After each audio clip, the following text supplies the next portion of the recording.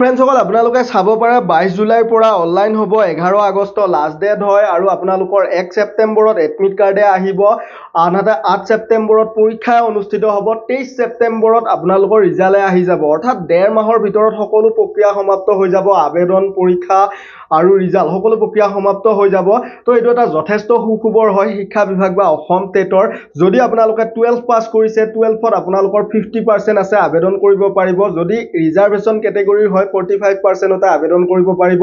বয়স বিলাক 18 পৰা 34 বছৰৰ ভিতৰত হ'ব লাগিব 2 বছৰ ৰিজাৰ্ভেশন আছে ৰিজাৰ্ভেশন কেটেগৰীৰ বাবে এপ্লিকেশন ফি আছে ইয়াতে 600 টকা তো এইটো অসম টেট 2024 ৰ সুখবৰ নহয় বন্ধু বান্ধৱীসকল এইটো হল যিসকলে 12 পাস কৰি ডিএলএড কৰি এলপি ইউপি টিচাৰ হ'ব বিচাৰে তেওঁলোকলৈ সুখবৰ কাৰণ ডিএলএড এডমিশনৰ নোটিস হয় এইখন আপোনালোকে চাব পাৰে যেহেতু ডিএলএড কৰিবলৈ এটা এন্ট্ৰেন্স দিব লাগে তো এন্ট্ৰেন্সৰ ফৰ্ম ফিলআপ 22 জুলাইৰ পৰা 11 আগষ্টলৈ হ'ব মই কোৱা মতে যদি আপোনালোকৰ বয়স কোৱালিফিকেশন মিলিছে আপোনালোকে যেনে তেনে আবেদন কৰিব যেহেতু আপোনালোকে এই ডিএলএড কোৰ্সটো কৰাৰ পিছত টেট দিব পাৰিব আৰু টেট 2025 ত হ'ব তো আপোনালোকে পঢ়ি থাকিলে টেট দিব পাৰিব নে নাই নেক্সট ভিডিঅত জনাম তাৰ বাবে আপোনালোকে চেনেলটি সাবস্ক্ৰাইব কৰি বেল আইকনটো প্ৰেছ কৰি ল'ব আৰু যদি third grade fourth grade exam দিম বুলি ভাবিছে সন 2000 ৰ পৰা 2021 চনলৈ পুৰণি প্ৰশ্ন কাকত সংগ্ৰহ কৰি প্ৰস্তুত কৰা আমাৰ হাতত কমন নোটৰ পিডিএফ আছে 8473859389 এই WhatsApp নম্বৰ যোগাযোগ কৰি ল'ব পাৰিব যোৱা এক্সামত যথেষ্ট কমন আহিছিলে এই এক্সামতো আহিব ভিডিঅটি শেয়াৰ কৰিব